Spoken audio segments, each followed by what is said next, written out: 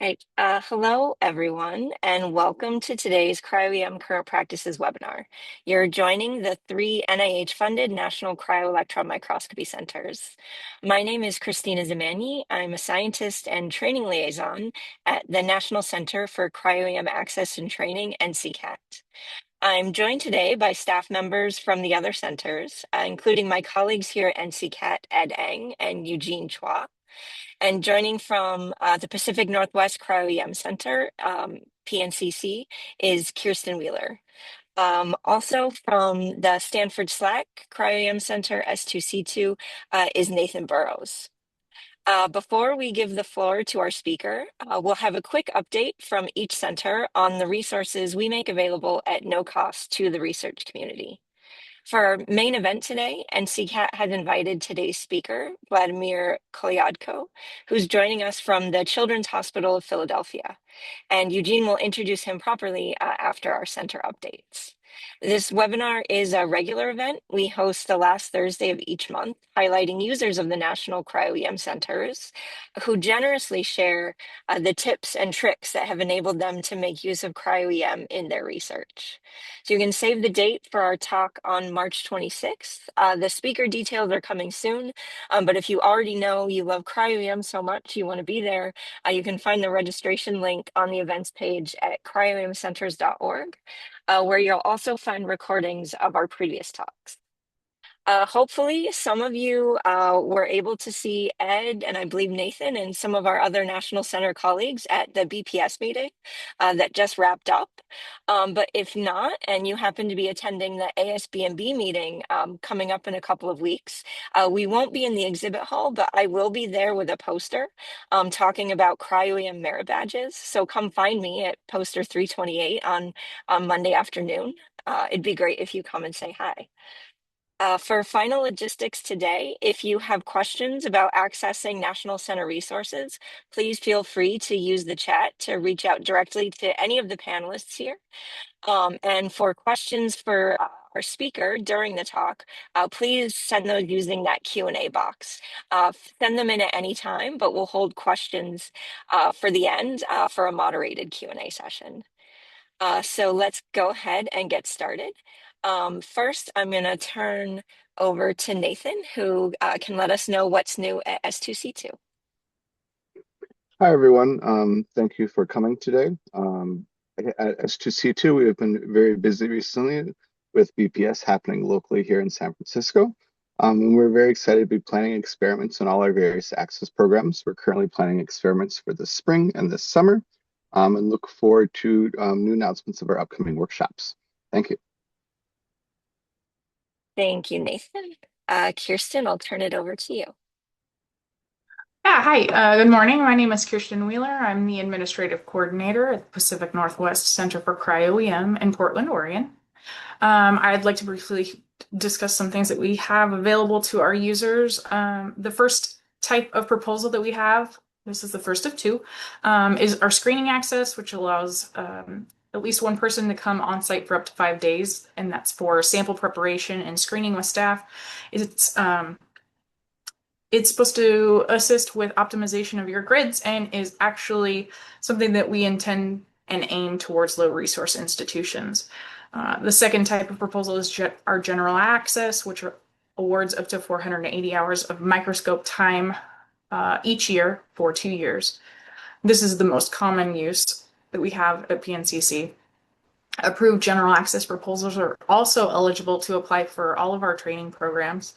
We offer a variety of workshops that cover the entire cryo-EM pipeline. That's grid preparation, screening, data collection, data processing. We currently have an EPU screening workshop that is open for applicants right now. Then we also have our approved proposals that are assigned to our PNCC staff microscopists. Those are designated as the scientific points of contact. They help with any questions you might have for sample preparation, optimization, data collection strategies, and so on. We have 6 microscopes, Antarctica, Glacios 2, and 4 Krios. One of our Krios is equipped with a Falcon 4i detector and a Selectris X, with another that is currently being equipped with those same things. Another one of our Krios has a K3 detector and biocontinuum HD energy filter, and then the other two have K3 biocontinuum and an Falcon 4i. For sample preparation, we also have a couple of VitraBots, like a GP2, VitraJet, and manual plungers. We do allow our users to come on site and do sample preparation for that. And then if you guys are interested in working with us, please go to pncclabworks.org and apply. Our deadlines for proposals to be reviewed is the first of each month, and you'll find all kinds of information on our website. Also, there's contacts, so if you reach out to anybody via those, I'm usually your first contact point. Thank you, Kirsten. Yeah. Next, we'll turn over to Ed to let us know what's new at NCCAT. At NCCAT, like our sister centers, we offer data collection, screening, and training. On the training front, next month, we'll have our single particle short course. Don't worry if you didn't get in, we'll post all the materials online. On the meeting front, don't forget, the International Union of Crystallography is taking place August 11th through 18th in Calgary. One note, the U.S. National Division of the American Crystallographic Association has a call for delegates to represent the U.S. at the 27th Congress and General Assembly at IUCR. Interested candidates are invited to apply and serve as part of the U.S. delegation. Applications are due April 1st. And if you would like to learn more, you can talk to me. If you'd like to learn more about access, you can go to nccat.nyspc.org. Thank you, Ed.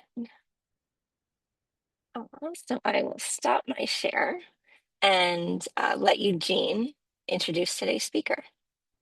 Thanks, Christina. It's my pleasure today to be introducing Dr. Vladimir Kolyadko, who is giving our talk. Vlad did his PhD at the Emmanuel Institute of Biochemical Physics in Moscow, and since then he has moved on to doing a postdoc and is currently a research associate at the Children's Hospital of Philadelphia. Vlad's research focuses on using structure and function to elucidate the molecular mechanisms of blood clotting. And actually, Vlad has worked with us a couple of times at NCCAT, and I've really enjoyed working with him. He is very thoughtful and knowledgeable in his science, and I've learned a lot from him in that sense. And also Vlad, I think, has a very dry sense of humor, which makes his on-site visits very fun for me. So without further ado, Vlad, please take us away. Thank you, Eugene, for nice introduction. It's been also my great pleasure working with you, and it has been very productive. Let me screen.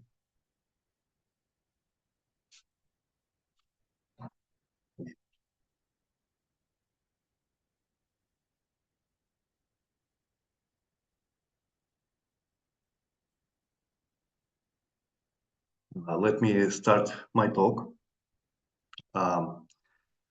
My talk title today is Cryo-EM of liposome-assembled macromolecular complexes to reveal protein membrane interactions in hemostasis. And to give some illustration what we will be talking about today, here are shown two cryo-EM maps of basically the same particle stack.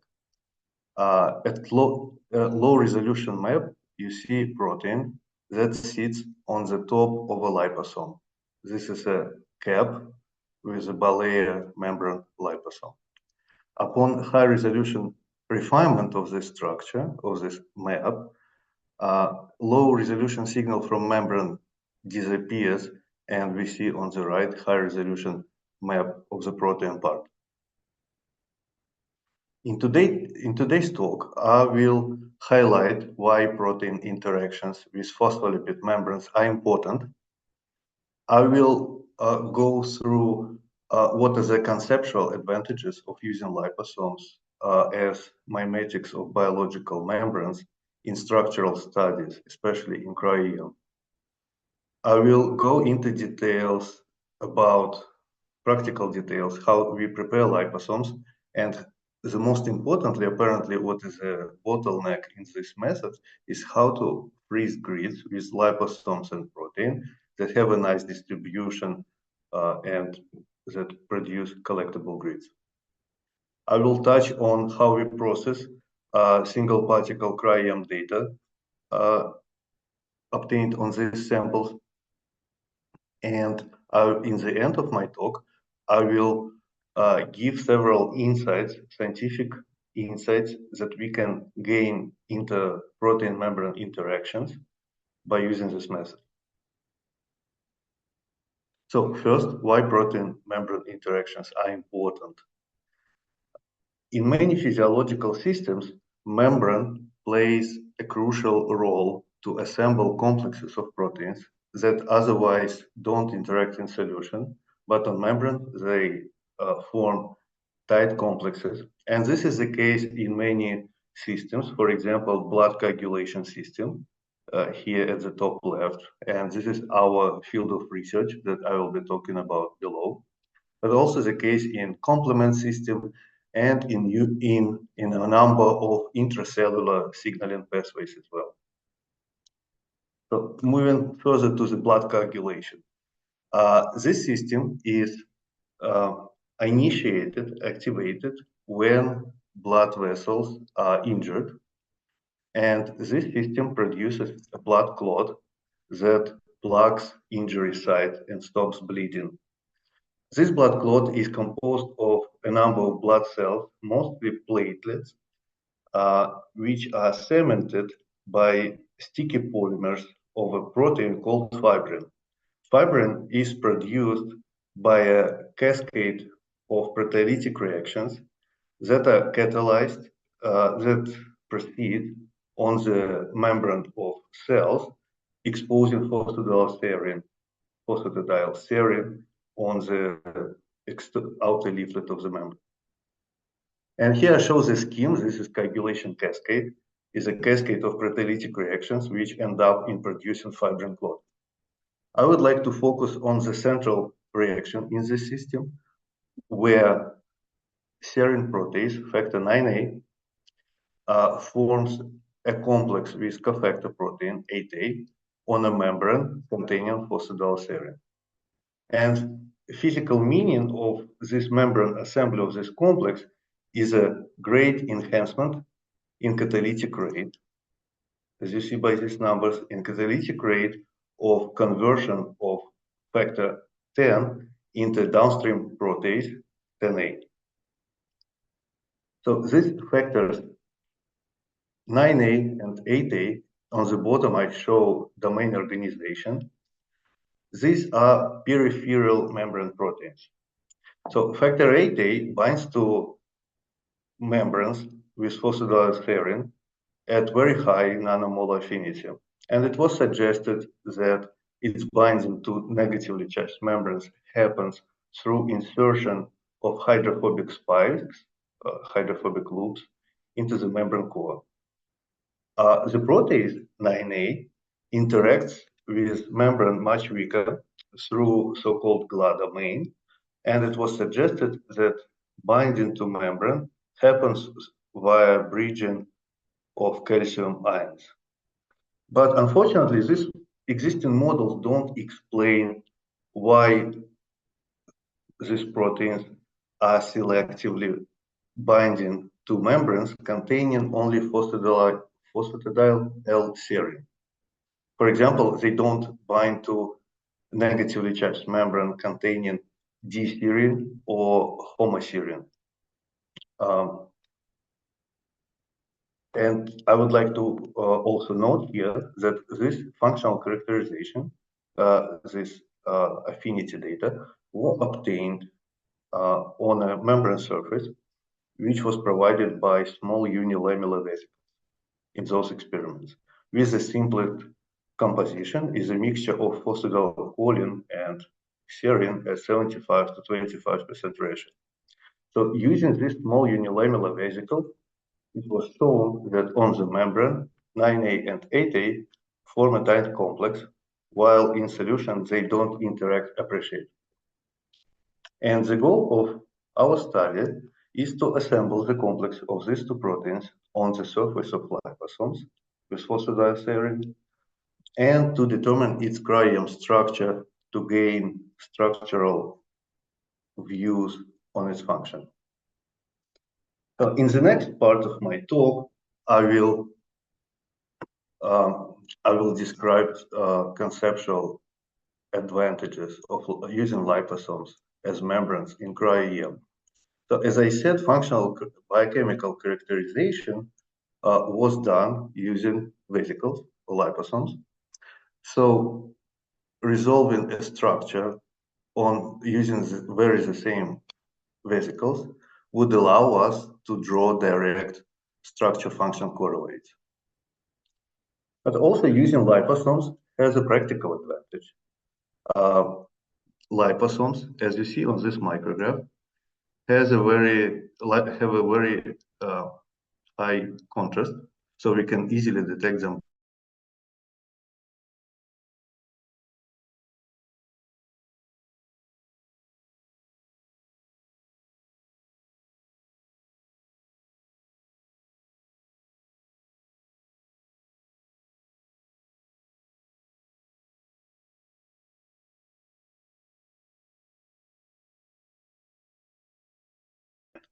Dissociated particles.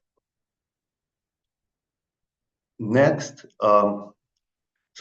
when thinking about how proteins bind to liposomes and how they all are positioned within vitreous eyes of the grid, you can imagine that liposomes may protect the bound protein bound in the middle lane of the eyes. They may protect it from air-water interface just by physical restriction of the protein, so it doesn't contact the interface. Plus, for such membrane-bound proteins bound in middle lane, in the middle plane, rotation around this axis, which is perpendicular to electron beam, may give 180 degrees of views, so give a high representation of different angles of views. So that's how liposomes may reduce orientation bias of the proteins. In contrast to dissociated protein particles that will probably be stuck to the air-water interface. So the only rotation possible is around parallel axis, so which wouldn't provide many views, many different views. We didn't elaborate a lot on this last 2 points, but in support of these points, I would like to show our data. So we resolved 2 structures of factor VIII in upper form and in liposome bind form. So, and bound to membrane. So upper factor VIII, even data, we collected 2 data sets at 2 different tilt angles, and still the reconstructed Cryo-EM map had quite low CFAR value, so 0.05, which says that this map has quite high orientation bias. In the meantime, when we collected just 1 dataset on factor VIII bound to liposomes, CFAR value of the final reconstruction was much higher, which I think supports the point that liposomes may reduce orientation bias in the sample. So in this part, now let's proceed and to talk about how we prepare small unilamellar vesicles, both for functional and for cryo study. So we have a mixture of phosphatidylserine and phosphatidylserine from chloroform solution. We just mix them at 75 to 25% ratio, evaporate chloroform. We see some transparent layer of phospholipids on the walls of the tube. We resuspend it in saline. So the suspension becomes turbid, and we break down phospholipids to form small vesicles by sonication on ice. We then spin it down, take top fraction, and store it, and we keep it for a week for experiments. With this prepared vesicles, we do several characterizations.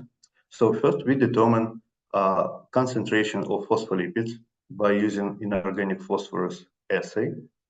And we also can do dynamic light scattering to characterize size distribution of these vesicles, and we obtain monodisperse peak showing the good distribution of sizes. And when you put it on a grid, if you're lucky, you will get a micrograph like this. So here I show the ideal micrograph, which produces nice structures.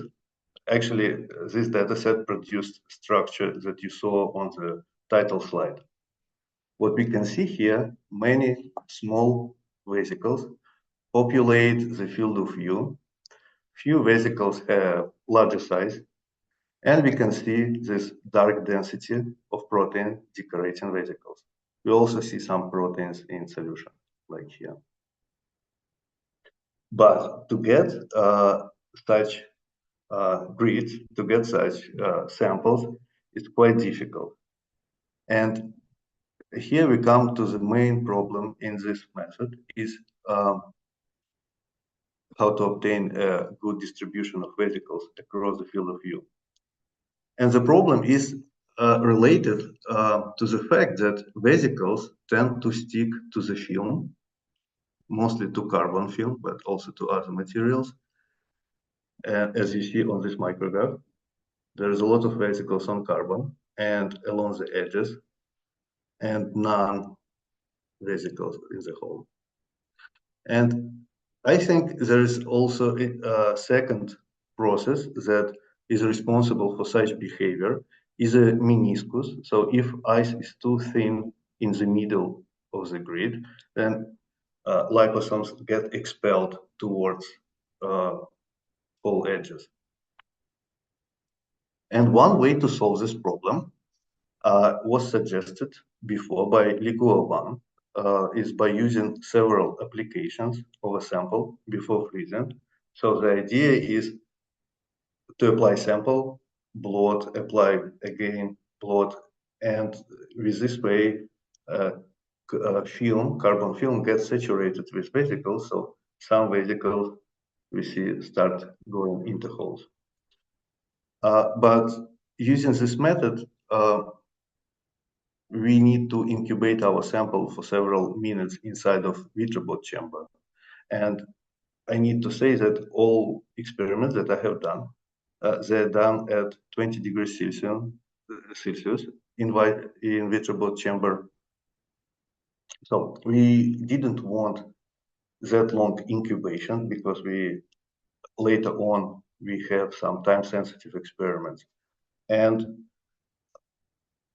to solve the problem in a different way, I submitted my proposal to NCCAT, and my wonderful host, Eugene, met me, and we did some experiments to overcome this problems, and later I will show the results of it.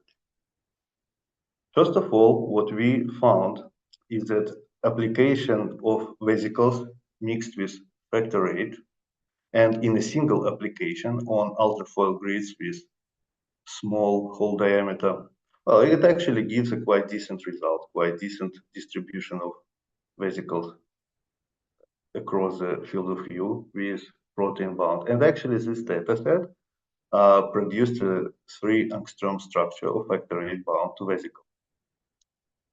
So addition of this protein was helpful, also in getting nice distribution of vesicles. But when we added another protein, factor IXA, which binds vesicles weaker, we saw clumping of vesicles and disappearance from field of view. Luckily for us, when we mixed both factor IXA and factor VIII with vesicles, we again got a nice distribution. So we collected a lot of data and produced a nice structure of the complex, which actually is a structure I will talk more about in the last part of my talk. But in the next set of experiments, we wanted to activate factor VIII into functionally active form of the cofactor 8A, and this is done by adding protease thrombin. And apparently, addition of this protease again led to clumping vesicles, disappearance from field of view from the holes in comparison to the sample when thrombin wasn't added. This is not, here was nice distribution without thrombin. So that was an issue. And we tried to solve it by varying different conditions. And what we found, so first of all, if we apply just a mixture of two proteins and vesicles, which give nice distribution of vesicles, and we add it on a grid, and then we activate by adding thrombin on a grid. So mixing happens on the grid, and then incubate for 30 or 60 seconds. Well, actually, vesicle distribution is quite nice. Another way, apparently, if we just add this sample, but not on golden film grids, but on nickel titanium grids, again, vesicle distribution was quite nice. And it's not like we exactly know what's happening here, but apparently this helps. So to summarize all of this, I would say that there is no silver bullet about how to obtain a good liposome protein sample on a grid for Cryo-EM data collection. But what we can say is that behavior of vesicles on the grid is dependent on material of the film. So it's carbon or golden or nickel titanium. It's also affected, might be affected by diameter of holes in your grid. We see some tendencies that smaller diameters have less curvature of meniscus, and so liposomes not getting expelled too much toward the hole edges. And definitely behavior of vesicles is highly dependent on what protein you add into that sample. And if protein tends to aggregate or clump vesicles, then there are some other factors come into play which we usually don't account for. For example, if you add several proteins in your mix, the way and the order, sequential order, how you mix these proteins might play a role. Plus might play a role at time, incubation time in a tube, how time might spend between preparing sample and applying on grid and freezing, etc. Next, once you get a nice sample like this, let me touch about how we process the data. The processing workflow is quite typical, but just there are few differences that will help to get a nice structure. So from micrographs, we pick individual images, then we do 2D classification of them to produce classes of vesicle bound protein, and then we do 3D reconstruction to produce a cryo map of a protein sitting on a vesicle. So first part, how we pick particles on micrographs. Apparently, training of TOPAZ models is very helpful. And here on the micrographs, on this micrograph, I show an example of the output from TOPAZ picking. So it was trained on membrane-bound particles, and the resulting model picked all vesicle-bound proteins and only vesicle-bound proteins. Didn't pick any in solution. Well, maybe except this. And I would like to note that you can vary the type of neural network. I mean, ResNet 8 or 16 or Conf31 or Conf63, etc., to see which architecture of the neural network gives better picking results. Plus, you can actually pick results from different TOPAZ trained models and merge them together, get rid of duplicate particles in order to get as much membrane-bound proteins particles as possible. Then these peaked particles, we do 2D classification. So if you collect data and you run CryoSpark Live 2D classification job with default parameters, what you will get is just a lot of membranes. You see a lot of vesicles. Maybe some classes will look like this class on the right, which you see very bright membrane and some fuzzy thing that's probably membrane-bound protein, which is not a good result. And this probably happens because the signal from membrane is so strong, is probably because membranes has a lot of phosphorus in their phospholipids, and phosphorus has a twice higher scattering factor for electrons than other atoms that we typically find in protein. So to avoid this problem, to solve it, during 2D classification, we just turn off 2D class recentering.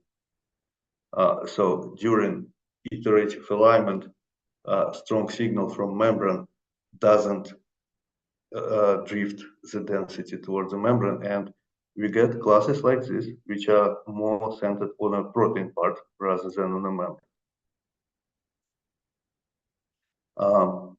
All right, so this is the way to go in this method. And by using 2D classification, we've turned off recentering. And also, I would recommend to re-extract particles with shift of image center to focus your peaks on the protein part more. So by using 2D classification, try to get as clean particle stack as possible to do 3D reconstruction. But it's also this step of 3D reconstruction is also affected by membrane, which tries to drift the alignment. And apparently what is helpful here is to use heterogeneous refinement. So from that particle, from cleaned particles, first we do ab initio with several classes. And here's one of the example of our ab initio reconstruction. We see something that looks like bottom part of protein, something like top part of the protein. And probably bilayer membrane with something sticking out of it. So we took these two classes twice and did heterogeneous refinement. And that was very helpful because now we see the second class, which is definitely looks like our protein sitting on a bilayer membrane. These very bad classes, number 3 and 4, actually quite good classes as decoy volumes for further rounds of heterogeneous refinement. And I would recommend, once you get the cleanest, the best possible volume, particles that go to that volume after iterative heterogeneous reconstruction can be used in another round of topaz training and picking, which can, after picking more particles and better particles, you can run them through heterogeneous refinement of this volume and several decoy volumes again to get a better volume. Plus, I would like to note that if there is some orientation bias in the map, and you have some views which are very rare, we also do specific topaz training on those views, which helps sometimes. And second trick in working with liposome-bound protein is actually we need to be to keep in mind where the center of mass is in the cryo map. So on the left, there is a map of protein on a membrane. And if we look here on this slide, this crosshair shows center of mass, which is actually on the membrane, on the interface of protein and membrane. We want to move this crosshair to the center of protein. And to do so, we apply focused mask on protein part, refine it, to shift the center of mass, as you see here, towards the protein part, and then re-extract these particles with a shift, with center shift. So to shift image center to focus more our refinement on the protein part, and you see that membrane part disappears.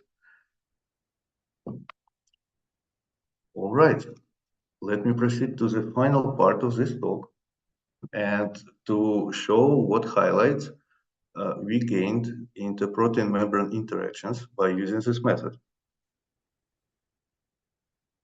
We pursued the complex of factors 8 and 9A on a membrane, and when we mix them, these proteins, and protease 9A was added in vast excess over the cofactor factor 8, we still saw most of the cofactor particles just alone on a membrane.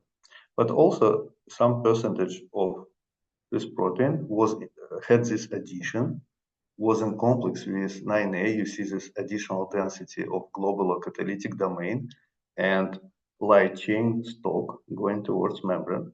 So we obtained this complex as a result of my first visit to NCCAT with Eugene, and we are very excited about this structure. The final reconstruction was around 2.6 angstrom, and here you see factor 8, A1, A2, A3 domains, and membrane binding C1 and C2 in complex. In gray is a catalytic protease domain, and in different colors I show light chain. Let me rotate to show more views of this complex. So we can see that light chain makes a king, and there is extended interface between two proteins all in one factor 9A. And here's another interface between protease domain of 9A and A2 domain. And this is actually an important interface. I will show below. So one of the insights into protein membrane interactions we obtain if we look closer at the interaction of C1 domain in factor 8 with membrane. Here is shown the map, and after building atomic model of the protein, we saw a quite clear density, extra density, which we attribute to the head group of phosphatidylserine. And phosphatidylserine in this density, it makes many hydrogen bonds, intricate hydrogen bonds with side chains of asparagine and serine, and with main chain oxygen and nitrogen atoms. So this network of hydrogen bonds, it apparently coordinates phosphatidylserine head group, and this structure explains the selectivity of factor 8 to membranes containing phosphatidylserine, and more specifically L-isoform, which are quite exciting for us to know. Plus, we saw an interface between membrane binding GLA domain in the protease with the membrane, and you see it was mostly very well resolved with multiple calcium ions and some residual density from the membrane. And when we put this high resolution structure into the membrane context, so I depict here as a gray density is a low rendering volume, and this gray curved density we think is produced by the head group layer of phospholipids.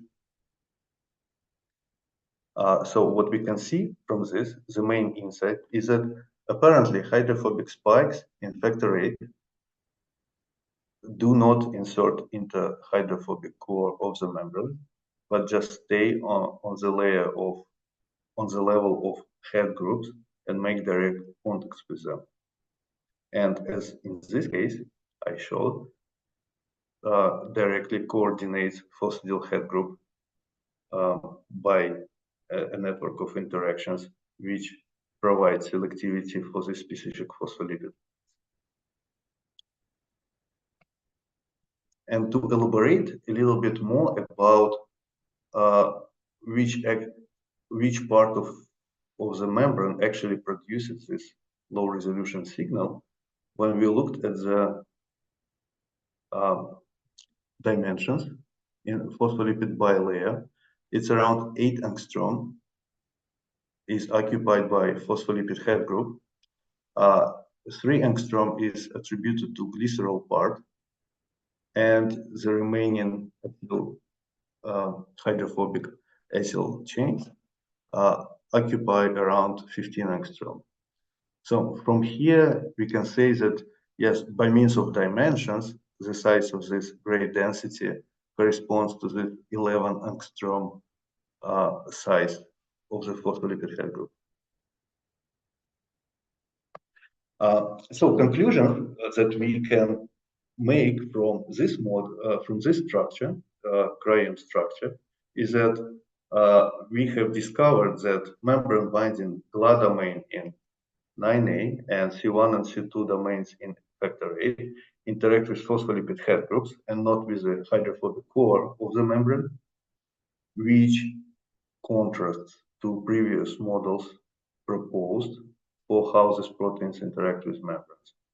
Those models imply actual insertion of protein part inside of the membrane.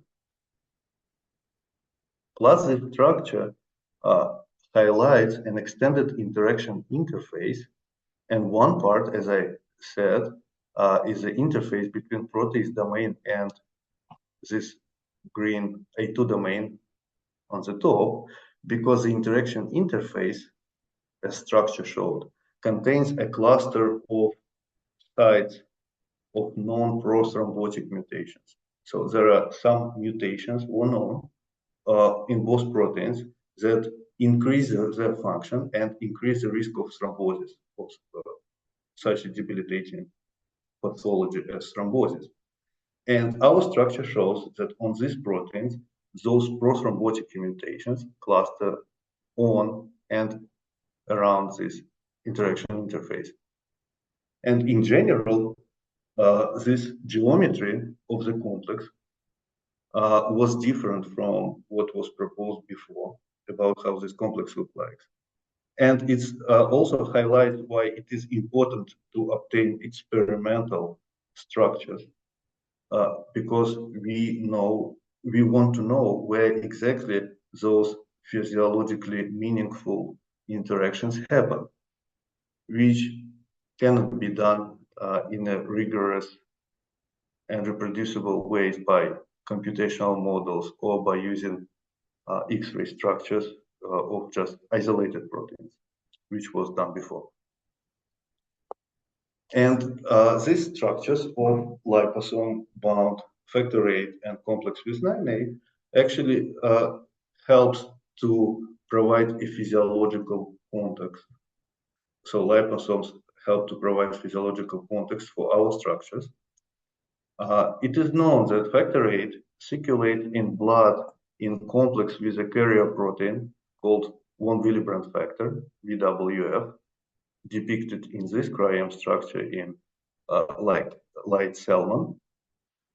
And upon activation of clotting, when blood vessel is injured, factor VIII becomes factor VIIIa, and it dissociates from von Willebrand factor.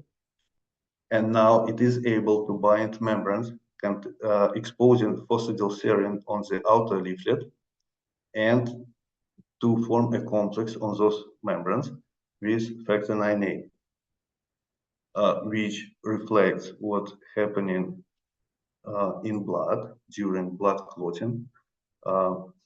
You see in green this phosphatidylserine exposing platelet, and on these reactions, on these surfaces, these reactions catalyzed by the complex of 8A and 9A, are catalyzed to produce a fibrin clot.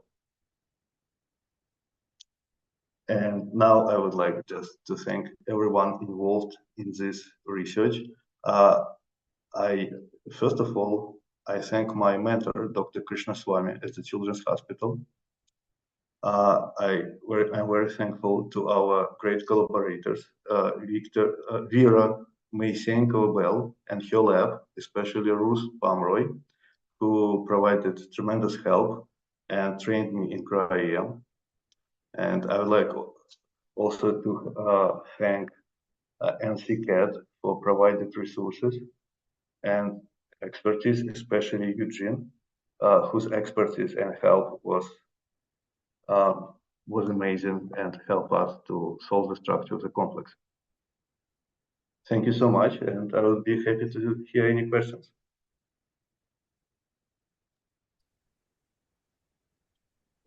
Thank you, Vlad. That was absolutely amazing. I see some applause coming in.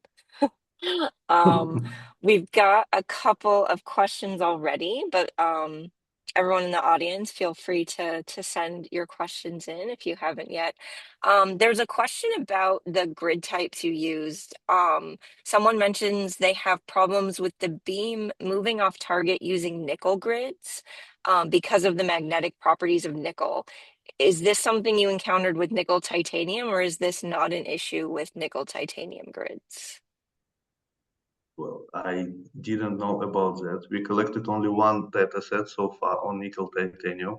We are going to collect it in a few weeks more. So I wasn't aware about that issue. So actually, thank you for bringing it up.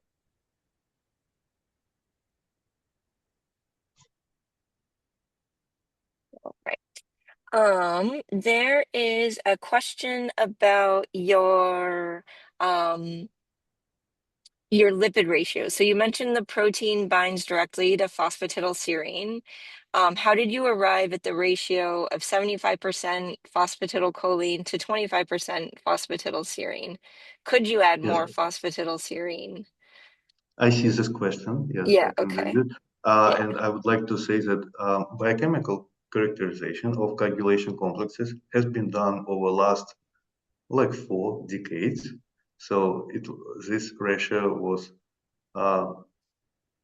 just currently used for biochemistry of coagulation.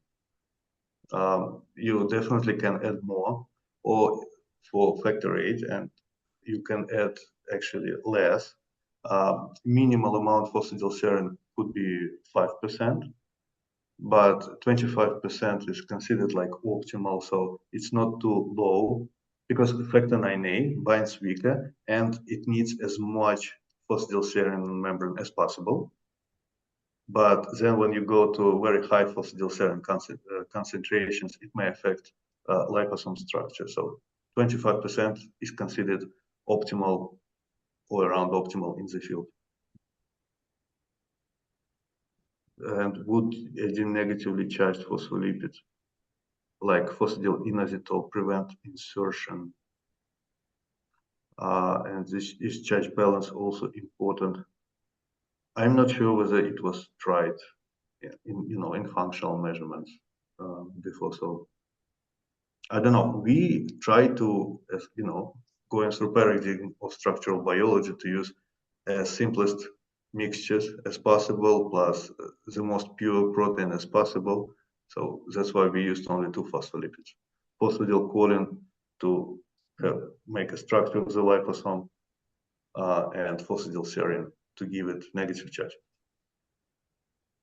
And actually, if I can chime in with my own question, you mentioned at one point there was this hypothesis that sort of like other ions were important in interactions with membrane, such as calcium.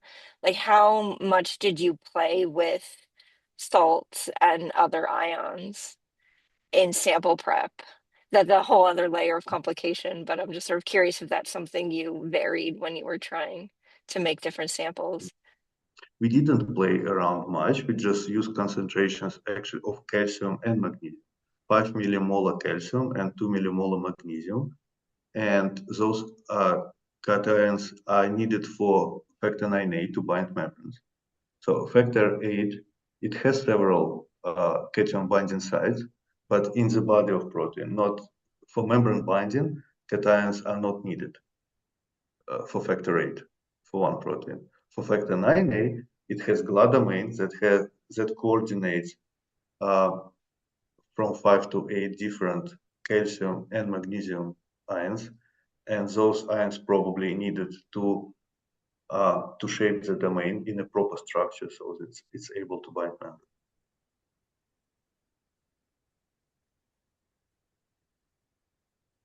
Is anyone asking about detergent to use in liposome sample? No, we have a lot of questions, but I don't see anything about detergents.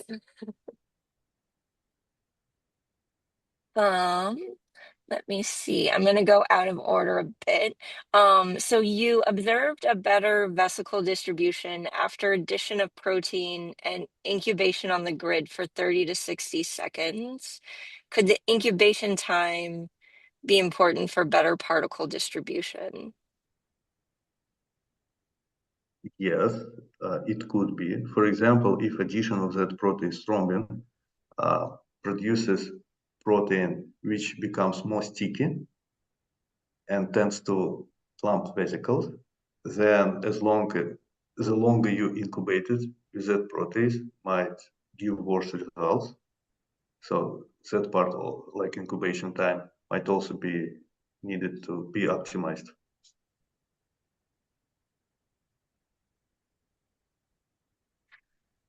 Sort of sticking with the theme of grids, can you expand a bit on your experience using continuous carbon-coated grids? For example, yeah. I did it once. Okay. I don't remember exactly was it graphenic site or continuous carbon that we collected data on. It definitely helps to produce nice distribution of vesicles, but this continuous support gives extra background. And also to touch on the sample about protein size, which is related to this. So our proteins is around cofactor protein is 200 kilodalton, and 9A, or like other proteases, around 45 kilodalton. And they're quite small proteins. And if we have some extra background noise, it prevents us from getting a nice 3D reconstruction. And when we saw also protease alone, so 45 kilodalton protease on membrane, and it was not, we were not able to get even 2D classes, nice 2D classes from that. And about fiducial, I would say liposomes are good fiducial for finding membrane-bound particles. If you would add some antibody or maybe some nucleic acid that specifically bind to that protein, yes, I guess it would help in getting a better alignment in reconstruction.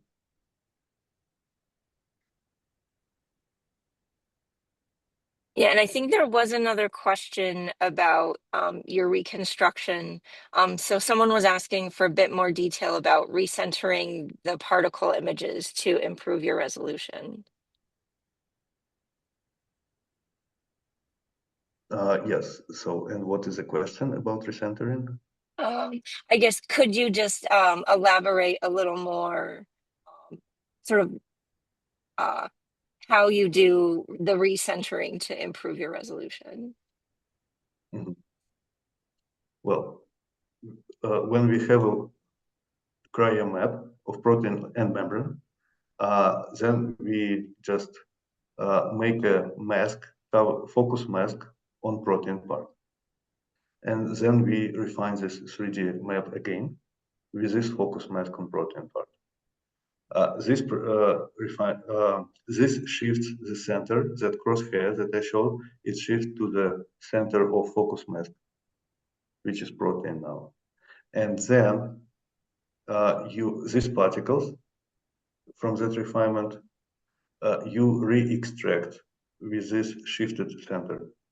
So now particle images would be centered on protein rather than on membrane.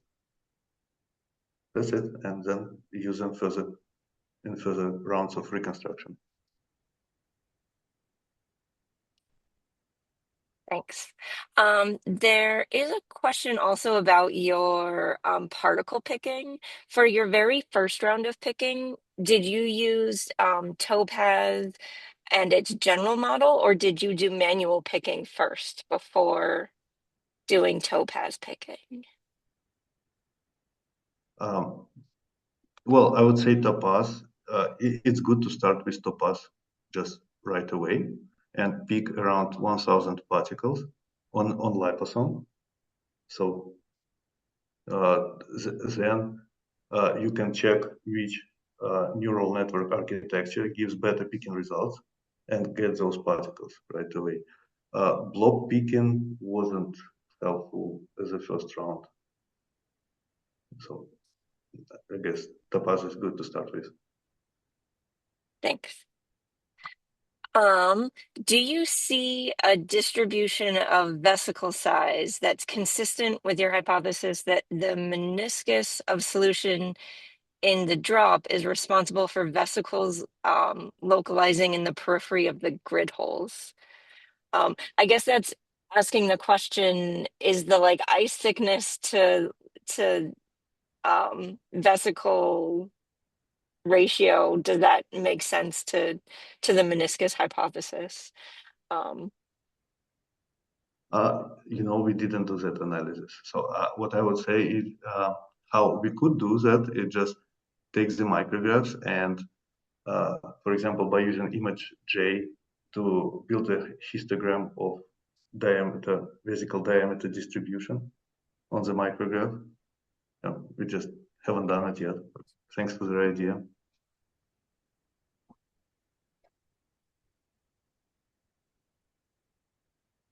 All right, lots of questions coming in. How many proteins per vesicle do you observe on average? Pardon me? Or how many proteins do you get per vesicle? Oh, well, some vesicles don't have protein. Some vesicles might have like 5 protein particles bound to them, even if it's a small vesicle. So some 2D classes that we observed, actually you can see 2 proteins start approaching each other. Let's see. Do you control for the oxidation of lipids during liposome preparation? We do prepare them under nitrogen stream, so to minimize oxidation. We don't control how much phospholipids are oxidized, how much are not. But what we do is just once we prepare liposomes, we keep them under nitrogen gas for 5 days, during which we run the experiment, and then next week we just prepare new vesicles to avoid that oxidation that might happen to liposomes.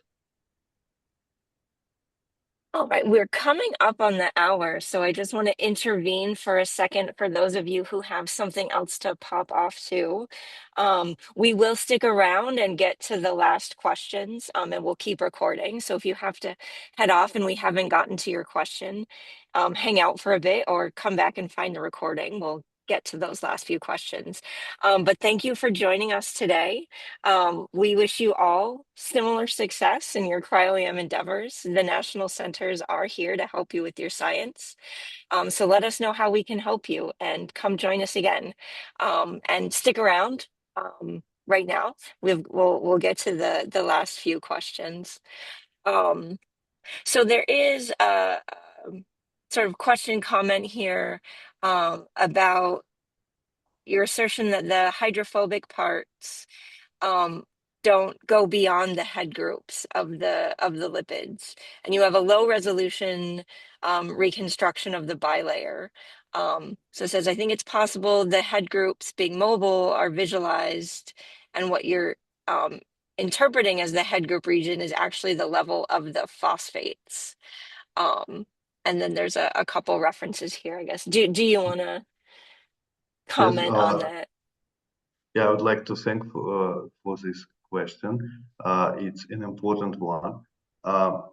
And I agree that this gray low resolution signal might come from phosphate head groups. And as you said, is actually the level of the phosphates. Yes, since membrane is so dynamic, it might be the level of phosphate, which phosphate is a part of a phospholipid head group. So definitely in a dynamic membrane, head groups might be very dynamic and in different orientations and maybe slightly up and down.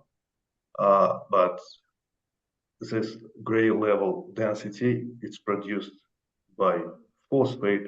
It means this is a head group part. And we don't see hydrophobic loops of proteins going below that density. So it means they stay on the level occupied by phosphates, right? And I would say that acyl chains are supposed to be even more dynamic. And that's how I explain a complete lack of density between outer and inner leaflets of the membrane.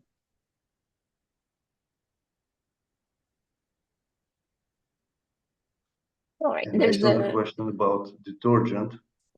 And actually, I would like to make a reference to previous talk at this webinar done in 2023 by Kenneth Childers, who also talked about factor VIII, but in solution without membranes. So he mentioned that in Q&A sessions that he uses chaps. We also use chaps. It's a nice idea to use it, and it really helps to prevent aggregation of factor VIII on grid. And we use 0.2 millimolar chaps. And actually, in this high resolution structure, we see where that detergent is. So there was quite nice density as in the backside of factor VIII, in the middle of it. So it looks like the detergent just stabilizes it and prevents aggregation. But we checked dynamic light scattering of vesicles with added chaps, and that monodispersed distribution wasn't changed. So plus we run functional experiments in the presence of the same concentration of detergent, and it was normal value. So detergent doesn't affect functional part and doesn't affect structure of liposomes. So here we can be confident that detergent to use this is a good way to do structures. Nice. Well, thanks. So how do you measure the affinities with membrane? And then I guess a separate question, what your glow discharge conditions are and if they're different from standard sample prep. Well, at NCCAT, we use some fancy conditions, I would say. That's like mix of argon and oxygen. But some of the structures I obtained at our home Institute of Structural Biology, where we just use easy pelco and 20-second glow discharge at 20 milliampere current in just air atmosphere. That's it. And that was fine, both for carbon grids and for golden grids. And how to measure the affinities? In the literature, it's done usually by using light scattering method. I would probably can elaborate on that like upon direct contact. Yeah, well, it can be done by several methods. Did you do any negative staining? No, I haven't done. Okay.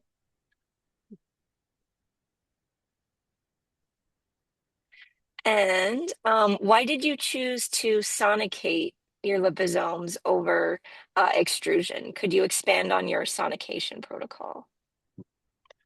Well, this is just a method that is quite widely used, and it is a quite simple method, streamlined in Krishna Swami lab. So we just sonicated on ice, on wet ice bath for 30 minutes, continuous run of microtip of sonicator. Yeah, that's it. And the nitrogen stream. And why it's not extrusion? It's possible to make extrusion as well. We just haven't done it yet. I like the idea about extrusion because it can produce vesicle diameter of specific sizes. For some applications, it would be actually the best way. All right, I think we managed to get to all the questions. So thank you, Vlad, so much. That was super exciting. And thanks for Thank you, sticking Christina. around an extra minute. Thanks so much. I was very happy to present here.